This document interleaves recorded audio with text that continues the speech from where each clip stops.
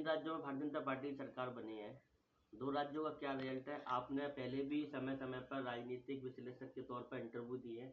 आज इसको कैसे देखते हैं आप? देखिए, 3 राज्यों पे मैंने इसमें विस्तृत अपना इंटरव्यू दिया था, छत्तीसगढ़, मध्य प्रदेश और राजस्थान।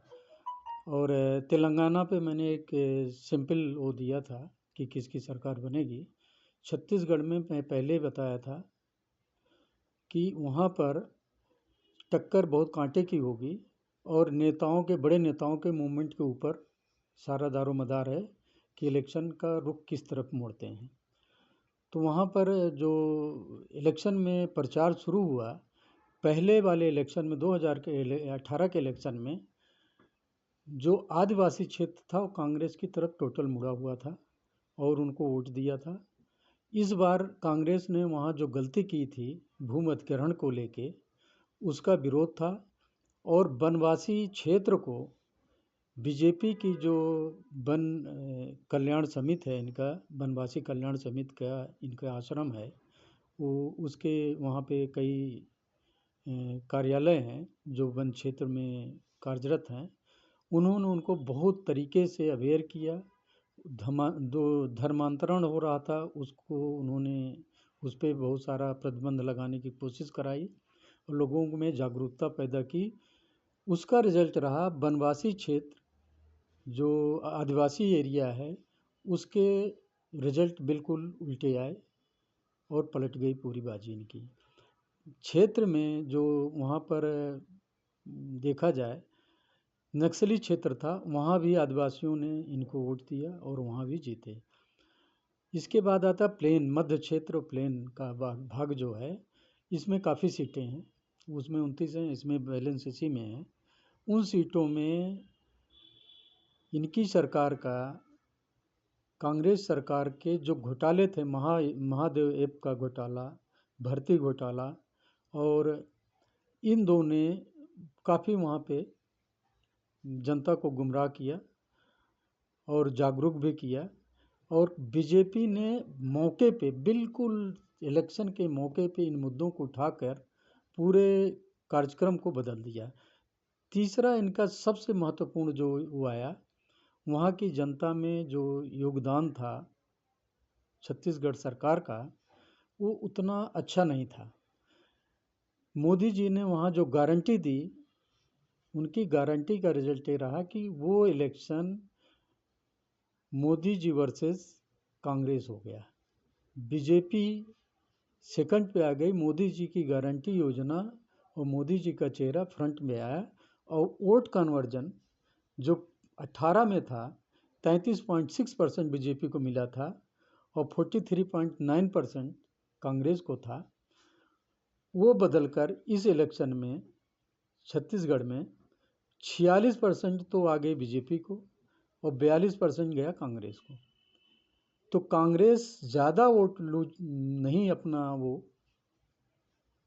कम हुआ उसका, केवल 2% के अंतर में ही सारा खेल हो गया और इतने बहुमत से बीजेपी वहाँ आई।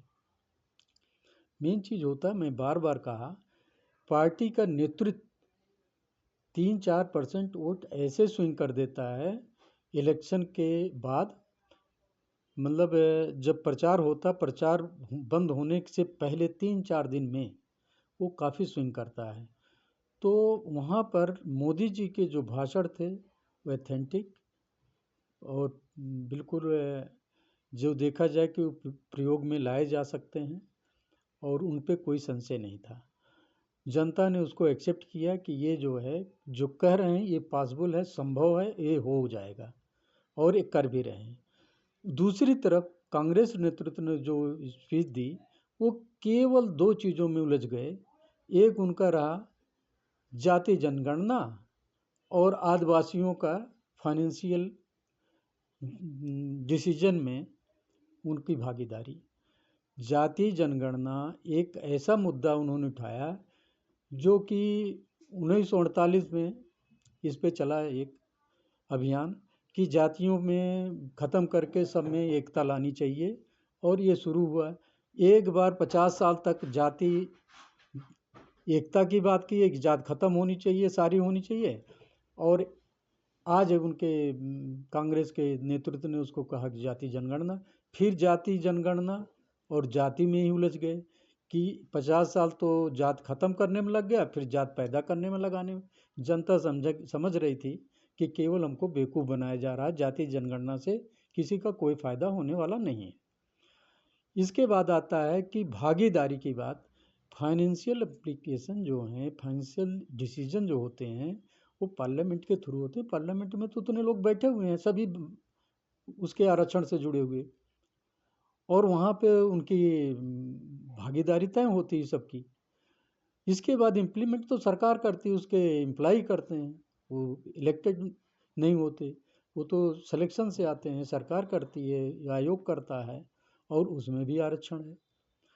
तो ये सारी डिसीजन, जैसे एक पोस्ट है, अब एक पोस्ट पे कितने लोगों को बैठाया जा सकता है। जनता ये समझी कि इतना तरीके से हमको बेवकूफ़ समझ रहे हैं और हमें गुमराह किया जा रहा है। उन्होंने कहा कि इनकी जितनी योजनाएं हैं, जे बोल रहे हैं, ये आज के समय में धरातल पर संभव नहीं है, और उनको सीधा नकारा।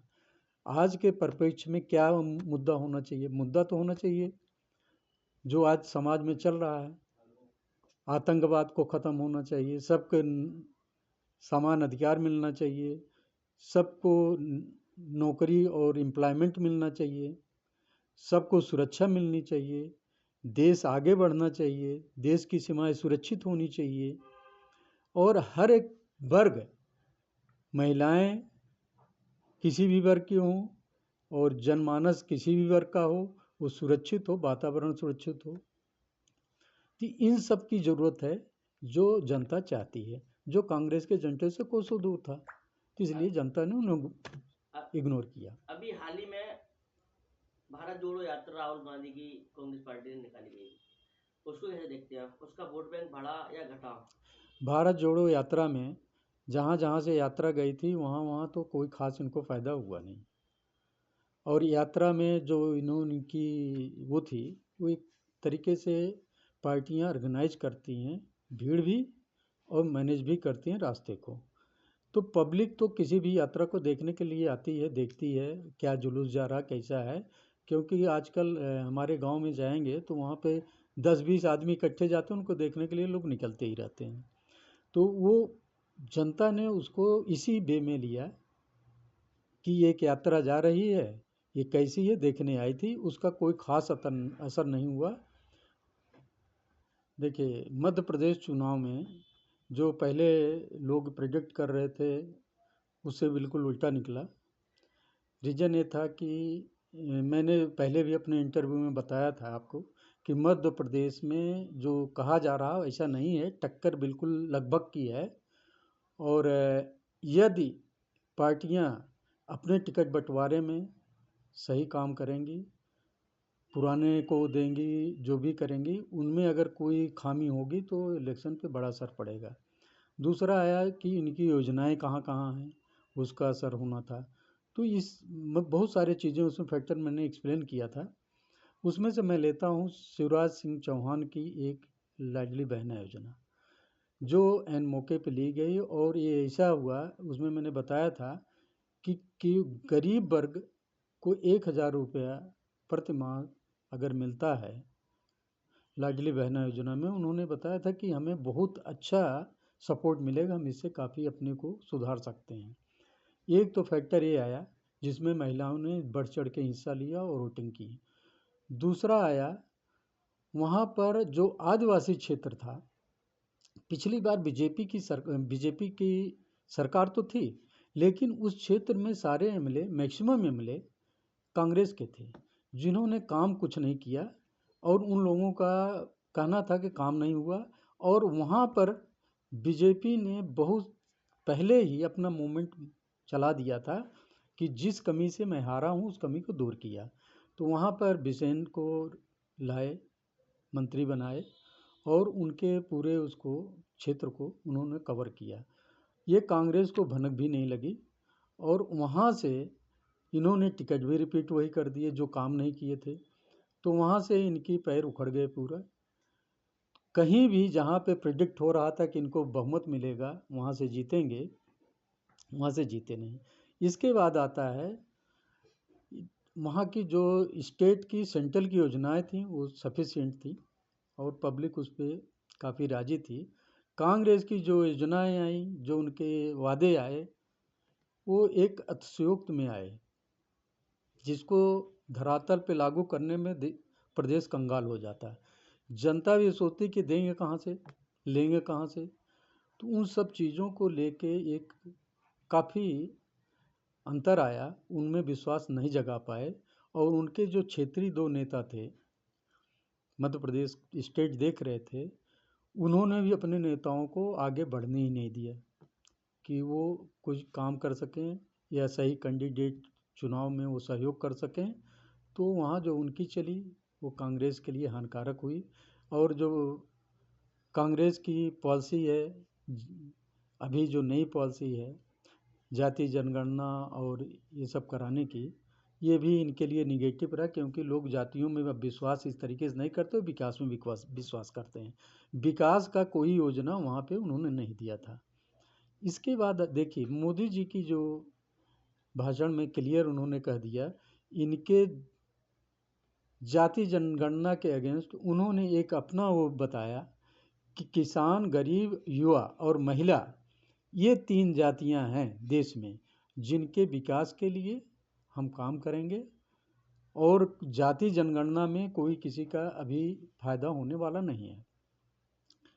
तो जनता ने बिल्कुल स्पष्ट समझ लिया, जाति जनगणना केवल गुमराह करने के लिए है।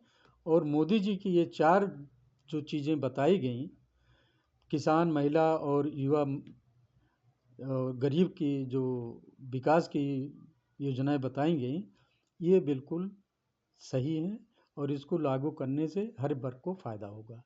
इस पे विश्वास किया और मध्य प्रदेश में वोट दिया।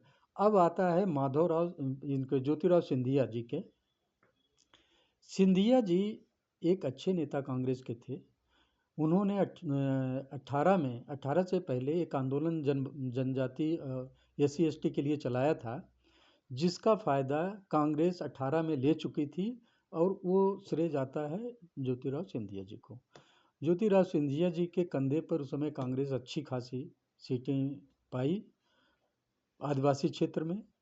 और इस बार उन्होंने जब पार्टी बदल दी तो वो सारे क्षेत्र कांग्रेस के यहाँ निकल गए, हाथ से निकले।